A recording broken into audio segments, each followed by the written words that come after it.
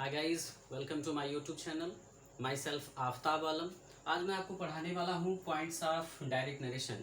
इस वीडियो को स्टार्ट करने से पहले, ये चैप्टर पढ़ाने से पहले मैं चाहूँगा कि आप इस वीडियो को अंत तक देखें, अंत तक बने रहें, ताकि आपको आसानी से रिपोर्टिंग वर्ब और रिपोर्टेड स्पीच समझ में आ जाए। तो चलिए देरी ना करते हुए इस चैप्टर को स्टार्ट करते हैं। देखिए ये है क्या, पॉइंट्स ऑफ डायरेक्ट नरेशन कहते किसे हैं। तो डायरेक्ट नरेशन के दो भाग होते हैं। तो डायरेक्ट नरेशन के जो दो भाग होते हैं वो कौन कौन से होते हैं।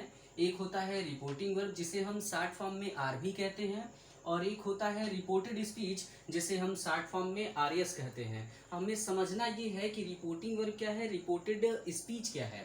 तो पूरा डायरेक्ट इनडायरेक्ट इन्हीं दो रीलों पे चलता है, तो इसे जानना बहुत ज़्यादा ज़रूरी बन जाता है। तो चलिए सबसे पहले किताबी भाषा में जानते हैं कि रिपोर्टिंग वर्ब क्या है और रिपोर्टेड स्पीच क्या है। देखिए, वक्ता जिस वर्ब से कहना आरंभ करता है उसे रिपोर्टिंग वर्ब कहते हैं, और इसे इन्वर्टेड कामा के बाहर लिखा जाता है। अगर हम सिंपल लैंग्वेज में कहें तो रिपोर्टिंग वर्ब क्या है, कोई व्यक्ति अपनी बात को जहां से कहना आरंभ करता है उसी को हम रिपोर्टिंग वर्ब कहते हैं। और रिपोर्टिंग वर्ब की सबसे बड़ी विशेषता यह है कि इसे इन्वर्टेड कामा के बाहर लिखा जाता है। अगर कहीं भी किसी लाइन में, किसी सेंटेंस में कोई शब्द जो है, कोई वाक्य जो है, अगर इन्वर्टेड कामा के बाहर होता है तो वह रिपोर्टिंग वर्ब कहलाता है। एक नज़र इस पे देख लीजिए। रिपोर्टेड स्पीच क्या है, वक्ता के द्वारा कही हुई बात को रिपोर्टेड स्पीच कहा जाता है। इसे इन्वर्टेड कामा के अंदर लिखा जाता है।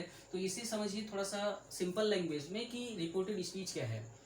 किसी व्यक्ति के द्वारा यदि कोई व्यक्ति है वो अपनी बात को, या किसी व्यक्ति के द्वारा कही हुई बात को, जितना बात वह कहता है वो सारी की सारी बातें रिपोर्टेड स्पीच कहलाती हैं। और इसे पहचानने का सबसे बेहतरीन तरीका क्या है कि यह इन्वर्टेड कामा के अंदर लिखा जाता है। थोड़ा सा एग्जांपल के तहत समझिए। कह रहा है I said to you they are happy with us. यहाँ देखिए, I say to you comma inverted comma, और यहाँ पे इन्वर्टेड कामा क्लोज हो गया है। तो जितना शब्द इसमें आपको देखना क्या है, जितना शब्द इन्वर्टेड कामा के बाहर है, तो देखिए इन्वर्टेड कामा के बाहर है आई से टू यू, तो ये शब्द इन्वर्टेड कामा के बाहर है, इसी वजह से ये रिपोर्टिंग वर्ब है। और जितना शब्द इन्वर्टेड कामा के अंदर है उसी वजह से ये क्या है, रिपोर्टेड स्पीच है।